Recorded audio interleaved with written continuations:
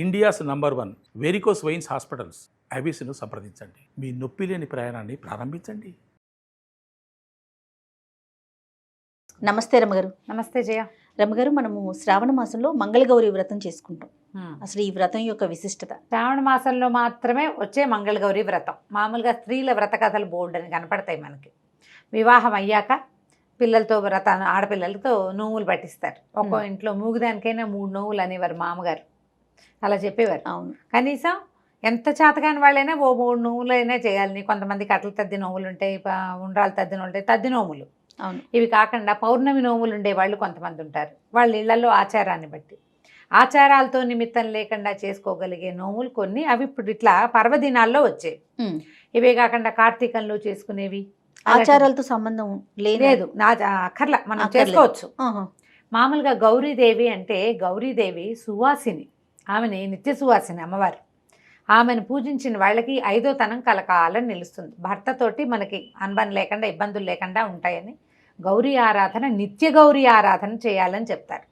వివాహాల్లో ఇక ఏ పూజ చేయించారు, గౌరీ పూజ మాత్రమే చేయిస్తారు. అమ్మవారు చూడు, అమ్మాయి కూర్చుని గౌరీ పూజ చేసుకుంటుంది అంటారు. ఓకే. ప్రతి వివాహంలోనూ అమ్మాయితోటి గౌరీ పూజ చేయిస్తారు. ఈ గౌరికి ఒక ఎర్రని రాతిని గౌరికి ప్రతీకగా చెప్తారు. ఓకే. నదుల్లో దొరికే రాయట అది. ఆ రాయితోటి గౌరీ చేస్తారు. ఆ గౌరీ లక్ష్మీదేవి పూజ మాత్రం చెయ్యరు వివాహాల్లో. అవి సినిమాటిక్గా ఏదో సినిమాలో కనపడింది కానీ చెయ్యరు అట్లా. గౌరీ పూజ చేస్తాం కదా, లక్ష్మీదేవి పూజ కూడా చూస్తున్నాం ఈ మధ్య సినిమాటిక్ పూజల్లో కనపడుతోంది కానీ లక్ష్మీ పూజ చెయ్యరు. అవును, గౌరీ పూజే చేయిస్తాం. ఈ గౌరీదేవిని అమ్మాయి మళ్ళీ కాపురానికి వెళ్ళేటప్పుడు మనం దేవతార్చన ఇస్తాం కొంత. ఆ ఇచ్చేటప్పుడు గౌరీదేవిని ప్రత్యేకంగా తెప్పించి ఇస్తారు. ఇంట్లో పూజ చేసే గౌరిని ఇవ్వరు. ఆ గౌరీ ఈ ఇంట్లో ఉంటుంది. ఆమెకు మళ్ళీ పూజ మనం వేడిగా కాపురం పెట్టించేటప్పుడు ఏవో ఇస్తారు కదా, తిరగళ్ళు, రోళ్ళు అవి ఇస్తారు. వాటితో పాటు గౌరీదేవిని కూడా ఇస్తారు. ఆ గౌరీని పెట్టి పూజ చేసుకోవాలి. ఇళ్లలో ఆచారం ఉంటే, లేదనుకో ఏమీ లేదు. కానీ గౌరీ పూజ మాత్రం మనం నిత్యము చేసుకోవచ్చు. దానికి ఆచారంతో ప్రమేయం లేదు. అలా ప్రమేయం లేని పూజ ఈ మంగళగౌరి వ్రతాలు ఏంటంటే దీంట్లో విధానాలు వేరువేరుగా ఉంటాయి. ఒక్కో ప్రాంతానికి ఒకట్లా, మళ్ళీ కమ్యూనిటీస్లో కూడా కొంత తేడాలు ఉంటాయి. ఆ మంగళగౌరి వ్రతం అమ్మవారు మంగళగౌరి దేవి ఈ ఆవునేతి దీపాలలో, పువ్వులలో, పసుపు కుంకుమలలో ఉంటుందట. పువ్వులు, పసుపు కుంకుమ, గంధం, అక్షతలు, అదంటే సువాసిని ద్రవ్యాలు. దాంతోపాటు ఆవునేతితో వెలిగే దీపజ్యోతిలో మంగళగౌరి సాన్నిధ్యం ఉంటుంది. ఆమె సువాసినితనాన్ని ఇస్తుంది, అంటే 5వ తనాన్ని పెంచుతుంది. మంగళగౌరి నోములు నోచుకున్న వాళ్ళకి 5వ తనం ఉంటుందని అదని చెప్తారు కథల్లో, మనకి వ్రత కథలో కనపడుతుంది. ఇది సింపుల్గానే చేసేసుకోవచ్చు. అయితే ఇదేంటంటే ఇళ్లల్లో ఉండే విధానాన్ని బట్టి మంగళగౌరి వ్రతం శ్రావణ మంగళవారాల్లోనే నోచుకుంటారు. ఈ శ్రావణ మంగళవారాలు వారం మరి నెలలో 4 లేదా 5 మంగళవారాలు వస్తాయి కదా. ఈ 5 మంగళవారాలు నువ్వు నోచుకోవడం, ప్రతిరోజు తప్పకుండా 5 ముత్తైదులకి, ప్రతి వారము 5 ముత్తైదులకి తాంబూలం ఇవ్వాలి. మొదటి వారం, 2వ వారం, 4 వారాలు, ఓ వారం కుదరపోతే ఇంకో వారం 10 కూడా ఇవ్వాలంటారు కొన్ని చోట్ల. అలా కూడా ఉంటుంది. అట్లాగే మళ్ళీ ఏటా పెరుగుతారు. మొదటి సంవత్సరం 5 ముత్తైదులు, 2వ సంవత్సరం 10, 3వ సంవత్సరం 15, 4వ సంవత్సరం 20, 5వ సంవత్సరం 25 మంది ముత్తైదులకి వాయనం ఇవ్వాలి ప్రతి వారము. ఇదంతా పెద్ద ప్రోగ్రామ్గా ఉంటుంది. ఇప్పుడు వాళ్ళ ఇంట్లో ఉన్న ఆచారం ప్రకారం వాళ్ళు అట్లా చేసుకుంటారు అనుకుందాం. మన ఇంట్లో లేదు, మనకు కూడా గౌరీ పూజ చేసుకుందాం అని ఉంది. నిత్య గౌరీ పూజా విధానం పుస్తకం దొరుకుతుంది. 10 రూపాయలు ఉంటుంది అంతే, చిన్న పుస్తకం. గౌరీని ఒక రాతిలో ఒక చిన్న, మనం మామూలుగా ఈ గుండ్రాళ్ళు దొరుకుతాయి చూడు, బుజ్జిబుజ్జివి, ఒక ఎర్రటి రాయి మాత్రం తెచ్చుకోవాలి అంతే. మనం బొట్టు పెట్టి పూజలో ఉంచుకోవచ్చు గౌరీదేవిగా, కదపకుండా ఉంచుకోవాలి. తుడిచి మళ్ళీ అక్కడ పెట్టుకోవచ్చు. ముట్టుకోకూడదు, తీయకూడదు కాదు. ఇక్కడి నుంచి తీసి అటక మీద పెట్టి ఆ పనులు చేయకూడదు. అదేలేండి, చిన్న రాయన, ఇంత చిన్నది కూడా గౌరీ పసుపు బొట్టు పెట్టడం. మంగళవారాలు 4 మంగళవారాలు పూజించుకోవచ్చు. ప్రతినిత్యము ప్రతి వారంలో వచ్చే మంగళవారాన్ని మనం పూజ చేసుకోవచ్చు. ఎప్పుడు పూజ చేసుకోవచ్చు ఆ రాతికి, అమ్మవారుగా భావించి. ఇక ఆమెను మన ఇంట్లో ఉంచుకుంటామన్నమాట. పసుపు కుంకాలతో పూజ చేస్తాం. నేతి దీపారాధన నియమం ఆవిడకి ఇష్టమట. ఆమె అందులో ఉంటుంది, ఆ జ్యోతిలో. ఇలా ఎవరైనా చేసుకోవచ్చు. మళ్ళీ ఈ వాయనాలు ఇన్ని చేయాలి, అంత చేయాలి, చలిమిడి చేయాలి, శనగలే ఇవ్వాలి, గాజులే ఇవ్వాలి, కాటికే పట్టాలి ఆ నియమం లేదు. మనం మామూలుగా అందరూ చేసుకోవచ్చు మంగళ గౌరీ ఆరాధన. అయితే నియమంగా నోములు ఉన్న వాళ్ళకి ఏంటంటే ఇక్కడ ఇందులో మనకి ప్రత్యేకంగా ఏం చెప్తారంటే చలిమిడి దీపారాధన చేస్తారు. బియ్యపిండితో చలిమిడి చేసి చలిమిడితోటి జ్యోతిని తయారు చేసుకుని మన దీపం చేసుకుని మన ప్రమిదని అందులో ఆవు నెయ్యి పోసి ఒత్తులు వేసి వెలిగించుకుంటారు.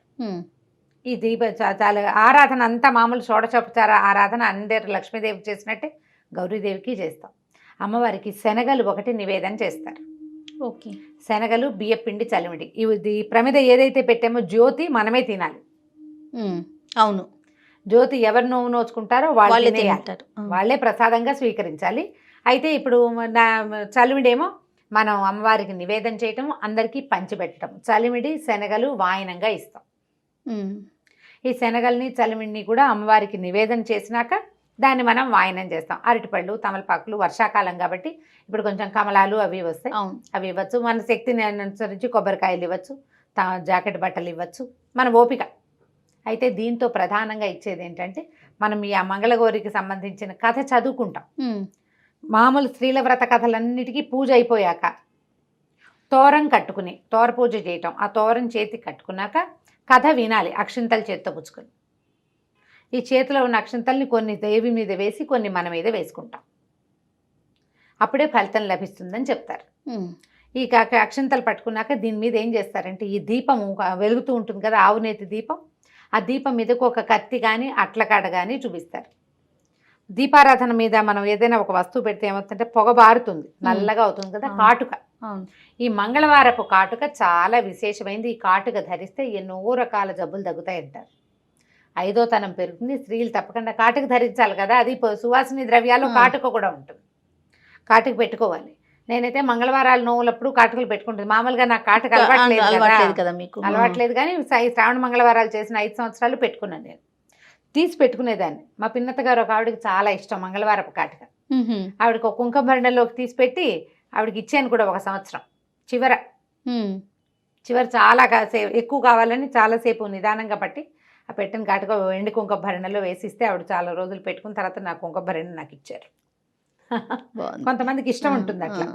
ఇప్పుడు ఈ వాయనంతో పాటు మనం పసుపు, కుంకుమ, గంధము, అక్షంతలు చేతికి ఇస్తాము, తాంబూలం చేతిలో పెడతాం. దీంతో పాటుగా ఈ కాటుకను కూడా వాయనంగా ఇవ్వాలి. ఆ కాటుక పెట్టుకోవాలి కంటికి. ముత్తైదు ఎవరైతే వాయనం తీసుకుంటున్నారో వాళ్ళు. మంగళగౌరి వ్రత కథ కూడా చిన్నది, సింపుల్, మంచి కథ చెప్తారు. పూర్వం ఒక రాజుగారి అబ్బాయి, రాజుగారికి సంతానం కలగలేదు. చాలా నోములు నోచారు, చాలా ప్రయత్నించాక ఒక యోగి ఒక ఆయన ఫలానా కొండ మీద ఒక చెట్టు ఉంది, మామిడి చెట్టు ఉంది, ఒక పండు కోసుకుని తెచ్చుకోమంటే ఆశకి ఆవిడ ఎక్కువ పళ్ళు కోసేసింది రాణిగారు. ఇప్పుడు ఆ చెట్టు కింద ఒక నాగేంద్రుడు ఉన్నాడు.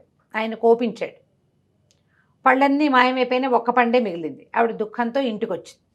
అయితే యోగి ఏం చెప్పారంటే, నువ్వు అన్ని పళ్ళు కోసావు, ఆయన కోపం వచ్చిందమ్మా, ఇప్పుడు నీకు అల్పాయుష్కుడైన కొడుకు కావాలా, మన 5వ తనం లేని కూతురు కావాలో తేల్చుకోమన్నారు. కథల్లో చిన్న చిన్న భేదాలు ఉంటాయి, ఇదే కథ. అయితే ఈవిడ ఏమనుకుంది, పిల్లవాడు మగ పిల్లవాడు అంటూ ఉంటే వంశంకురం బాగుంటుంది, 5వ తనం లేని పిల్లని ఎల్లకాలం దాన్ని చూస్తూ బతకాలి అని చెప్పేసి మగపిల్లాడినే కోరుకున్నారు వాళ్ళు. అయితే పిల్లవాడు అల్పాయుష్కుడు, పుట్టగానే పాము వచ్చిందట. పిల్లాడు ఇంకా ముద్దు ముచ్చట చూసుకోలేదని బాలింతరాలు ఏడిస్తే ఇంకా కొన్నాళ్ళు ఉంచారు. ఒప్పుకున్నాడు ఆదిశేషువు. తర్వాత కొంచెం మాటలు 2వ ఏడు 3వ ఏడు వచ్చింది. మాట్లాడితే కదా మానవుడు అనిపించుకునేవాడు అనేసరికల్లా మాటలు వచ్చినాయి. తర్వాత ఒడుగు చేస్తామని అడిగారు. వివాహ వయసు వచ్చేదాకా ఉంచమని బతిమలాడింది. సరేనన్నారు. అప్పట్లో వివాహ వయసు ఏమిటి, 7 ఏళ్లకి ఉపనయనం చేసేవాళ్ళు, 14 ఏళ్లకి పెళ్లి చేసేవాళ్ళు. ఉపనయనం అయ్యాక ఆ అబ్బాయి గాయత్రి చేసుకుని చక్కగా వీరోచిత విద్యలు నేర్చుకుంటే తల్లి ఏడ్చేదిట రోజు. ఎందుకు ఏడుస్తున్నామంటే తెలుసుకున్నాడు ఈ విషయం. తెలుసుకుని, అమ్మ ఎలాగూ నేను అల్పాయుష్కుణ్ణి, మాతాపితృ సేవ అయితే చేస్తూనే ఉన్నాను, కాశీ వెళ్ళి మన విశ్వేశ్వర సేవ కూడా చేసుకొస్తానని అడిగాడు. పిల్లాడిని ఒక్కడిని పంపలేక వాడి ఆఖరి ఇచ్చగా భావించి మేనమామని తోడిచ్చి పంపించారు. వీళ్ళు వెళ్తున్నారు దారిలో. అప్పట్లో కాశీ వెళ్ళటం అంటే సింపుల్గా ఫ్లైట్ ఎక్కుడు కాదు కదా. వెళ్తుంటే ఒక రాజనగర్లో ఆగారు. ఆగితే అక్కడ రాజుగారి అమ్మాయి, మంత్రి గారి అమ్మాయి వాళ్ళు ఆటలాడుకుంటున్నారు ఉద్యానవనంలో. ఆడుకుంటుంటే రకార మకార ప్రయోగాలు ఏవో వచ్చినాయి. పిల్లలు తిట్టుకుంటారు కదా, తిట్టుకుంటే ఆ అమ్మాయి ఏమందంటే, మా ఇంట్లో మకారాలు ఉండవు, ఎందుకంటే మా అమ్మ మంగళగౌరి నోము నోచుకుంటుంది, నాతో కూడా నోవిస్తుంది, రేపు నా పెళ్ళిలో మా అమ్మాయి అన్న వాయనం ఇస్తుంది నాకు, తర్వాత నేను కూడా నోచుకుంటాను, మా ఇంట్లో అదే 5వ తనం లోపించదు, ఇట్టడి పిచ్చి తిట్లు తిట్టద్దని. ఈ మాటలు విన్నారు వాళ్ళు. ఈ పిల్లని పెళ్లి చేసుకుంటే బాగుంటుంది, వీళ్ళకి 5వ తనం ఉంటుంది వీళ్ళ కుటుంబంలో. అయితే ఏమైంది, అనుకోకుండా ఆ అమ్మాయి పెళ్ళి ఆగిపోయింది. మర్నాడు జరగవలసిన రాజకుమార్తె వివాహం ఆగిపోతే ఎవరైనా రాజకుమారుడు ఉన్నాడా నగరంలో అని వెతికి మేనమావతో వచ్చిన ఈ పిల్లాడికి ఇచ్చి తాత్కాలికంగా వివాహం చేశారు. గబగబా పెళ్లి చేసేశారు. మేము కాశీ ప్రయాణం ఉందని చెప్పినా సరే పెళ్లి చేసుకున్నారు. పెళ్ళి అయిన తర్వాత ఆ రోజు రాత్రి ఆ పిల్లవాడిని ఒక గదిలో సేనింపజేసి ఈ అమ్మాయిని కూడా ఆ గదిలోకి పంపించారు.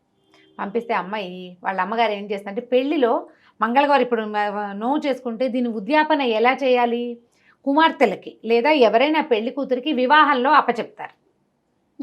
దానికి ఏంటో 13 జతల నేతరసలు, కొన్ని చోట్ల 33 జతల నేతరసలు కూడా ఇస్తారు. ఇతడి గిన్నె నిండా అరిసెలు పోసి వాసన కట్టి మంగళసూత్రాలు, లక్కజోళ్ళు అవన్నీ ఇచ్చి పెళ్లి కూతురికి అప్పచెప్పాలి. నోము ఉద్యాపన అది సొంత కూతురే అవ్వక్కర్లా, ఎవరైనా పెళ్లి కూతుళ్ళకి ఇవ్వచ్చు. ఈ అమ్మాయికి అప్పచెప్పింది. అప్పచెప్తే ఆ లక్కజోళ్ళు అవి మెళ్ళో వేసుకుంది పాప, చిన్నపిల్ల రాజుగారి అమ్మాయి. మంగళగౌరి కల్లోకి వచ్చింది, నీ భర్తకి ఇది ఉందమ్మా, మరణగండ ఉంది, సర్పం వస్తుంది, ఓ పాలకుండ తెచ్చిపెట్టు, సర్పం పాలు తాగుతుంది, అది పాల కుండలోకి వెళ్ళగానే వాసన కట్టేసేయి, రేపొద్దున్నే మీ అమ్మకి వాయనం ఇద్దుగానది అని చెప్పేసరికల్లా సరేనంది. ఈ లోపల సర్పం నిజంగానే వచ్చింది. ఈ అమ్మాయి దండం పెట్టి పాలకుండ పెట్టింది. పాల కోసం సర్పం కుండలోకి వెళ్ళింది. వెళ్ళగానే కుండకు వాసన కట్టేసింది అమ్మాయి. వాసన కట్టేసింది. భర్త దగ్గర పడుకుంది మాట. అతని దారిని అతను పడుకున్నాడు, అమ్మాయి దారిని అమ్మాయి పడుకుంది. తెల్లవారేసరికల్లా వాళ్ళు కాశీ ప్రయాణం కదా చెప్పారు. వాళ్ళు పొద్దున్నే లేచి వెళ్ళిపోయారు. ఈ పిల్లకి భర్త కనపడలేదు. అయితే ఈ కుండని ఏం చేసిందట అమ్మాయి, వాసన కట్టింది కానీ పైన పెట్టింది అటక మీద. అటక మీద పెట్టడానికి ఎత్తుగా ఏమీ లేక ఆ పడుకున్న వాడి తొడ మీద ఒక కాలేసి ఎక్కిందట పైకి. అమ్మాయి పారాని గుర్తు కాలు మీద పడింది అనమాట. అతనికి నిద్రపోతున్నాడు, వెళ్ళిపోయాడు. ఇక భర్త రాలా. ఈ అమ్మాయి ఏమో భర్త కోసం వెయిట్ చేయడం మొదలుపెట్టింది. రాజుగారు అన్నారు, అదేదో తాత్కాలిక పెళ్ళి, సుముహూర్తం బాగుందని చేసాము, వేరే సంబంధం చూస్తామంటే అమ్మాయి ఒప్పుకోలేదు. పెళ్ళైపోయింది, నాకు మంగళగౌరీదేవి కనపడింది అని చెప్పింది. కొద్ది రోజుల తర్వాత వీళ్ళు కాశీకి వెళ్ళారు. అతనికి కల వచ్చేదట ఎంతసేపు, ఎవరో కొంతమంది యమభట్టులు తన కోసం వచ్చినట్టు, అక్కడి నుంచి గౌరీ స్వరూపాలుగా ఉన్నటువంటి దేవతా స్త్రీలు వాళ్ళతో పోరాడుతున్నట్టు, వాళ్ళు యుద్ధం చేసుకుంటున్నట్టుగా కల వచ్చేది. కాశీ ప్రయాణం అయింది. మామయ్యకి చెప్పాడు, అమ్మాయి నా మామయ్య ఇట్లా కలొస్తోంది నాకని. ఈయన ఆ పిల్ల వల్లేనని భావించాడు. కాశీ ప్రయాణం అయింది, మళ్ళీ తిరిగి దారి పట్టారు. అయితే ఈ అమ్మాయి ఏమందంటే, నా భర్త ఎవరో తెలీదు, ఊరు పేరు కనుక్కోలేదు, రాజకుమారుడు అని తెలిసి పెళ్లి చేసుకున్నారు అంతే, కాబట్టి ఎవరైనా యాత్రికుల్లో రావచ్చు, అందుకని ఓ సత్రం కట్టించు, నేను అందరికీ అన్నదానం చేస్తాను అని చెప్పింది. సత్రంలోనే ఉండేది రాజకుమార్తె. వచ్చిన వాళ్ళందరికీ తాంబూలం ఇచ్చేది భర్తను గుర్తుపట్టడానికి. ఆ పెళ్ళప్పుడు ఓ ఉంగరం పెట్టారు. ఉంగరం ఆనవాళ్ళు ఉంది. మనిషిని వేగంగా గుర్తుపట్టగలరు. తాంబూలం ఇవ్వాలి అంటే చేతి వేళ్ళు చూస్తారు తప్పకుండా. ఓహో, అందుకని తాంబూలం ఇస్తానని చెప్పింది. ఈ ప్రతిరోజు వచ్చిన వాళ్ళకి తాంబూలాలు ఇచ్చి దండం పెట్టి అక్షంతలు వేయించుకునేది.